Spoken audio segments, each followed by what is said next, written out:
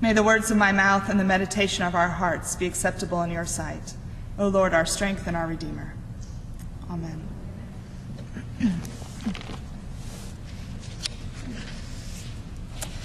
If I was a televangelist, I might say that this gospel is about economic prosperity.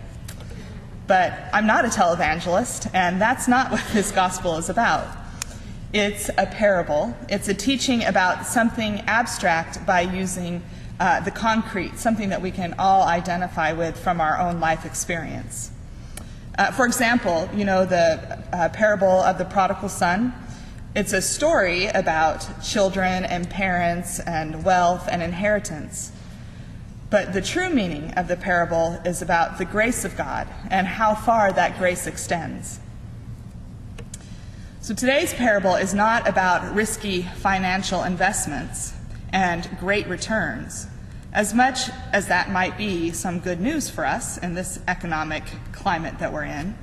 The parable is actually about the investment of our lives and the fact that what we invest our lives in matters to God.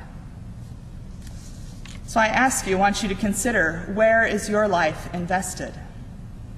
What is it that you give your heart and soul to?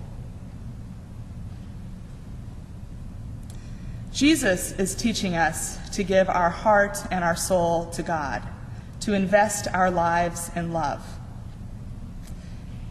Investing one's life in love is an abstract concept, however.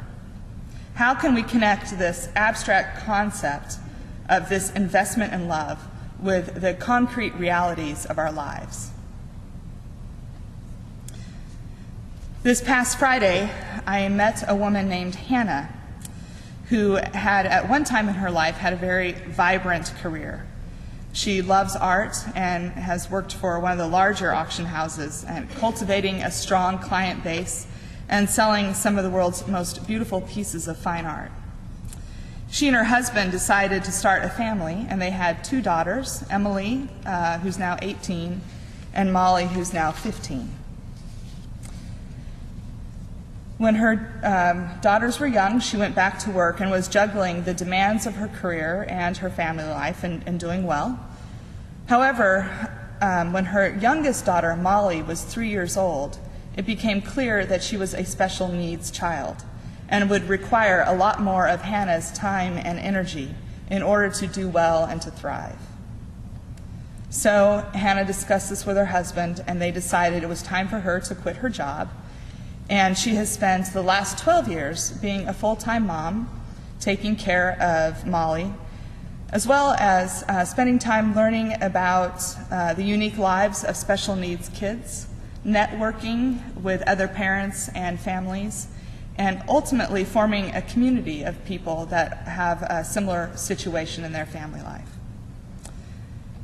This experience of networking and community building inspired her, and so she has begun a nonprofit organization that provides resources for special needs families, as well as advocacy for these children.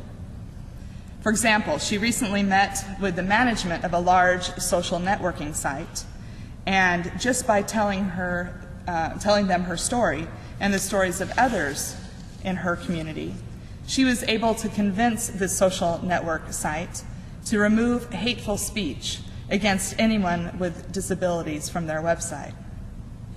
When she went into the meeting, she told me that the social network site managers were hanging on tight to the notion of free speech. But when she left, they had gained an understanding of the damage that hateful language and the targeting of a particular group can do. Hannah is one example of what it looks like to invest one's heart and soul in love. She had a choice. She could have responded to this challenge in her life like the third servant, who took the money that he had been given, and in the Bible, a talent is a huge sum of money. It's like $1 million, a lot of money. It's 20 years worth of labor. She could have been like that servant who took that one talent and buried it in the ground, resenting his master for reaping where he did not sow. She could have resented the change in her life She could have felt sorry for herself or for her child, for not having everything that others appear to have. Instead, she chose the risky investment of love. And what has come back to her is at least double what she's invested. Molly is happy and joyful. Hannah is full of gratitude. Her family as a whole is thriving. The love they share is profound.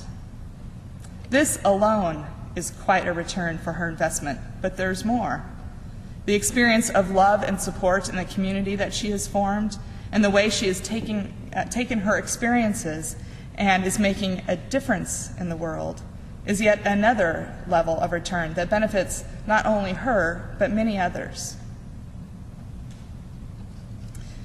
Jesus is calling us all to invest our lives in love in our own unique ways.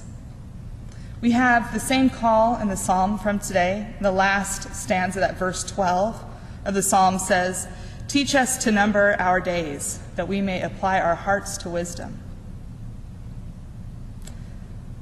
When the end of our lives come, I believe we all want to be able to look back and know that we've lived meaningful and fulfilling lives, that what we have invested our lives in has come back to us in the form of love and character building, growth and wisdom.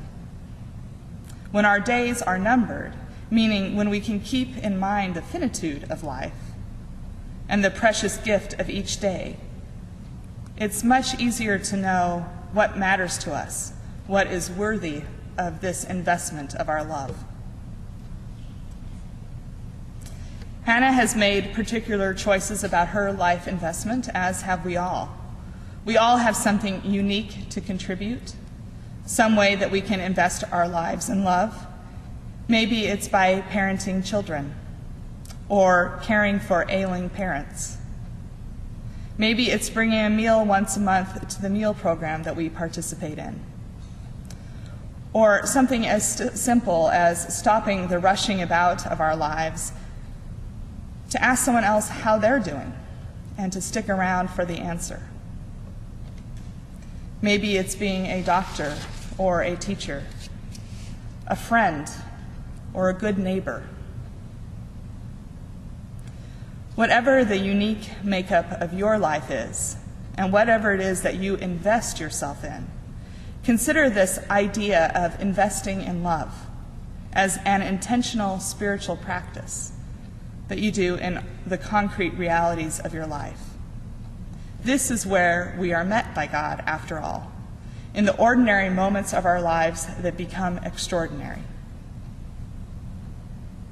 Offer your life's work to God, so that from now until the end of your lives, you may know the peace and the joy and the grace of the words of Jesus spoken to your heart.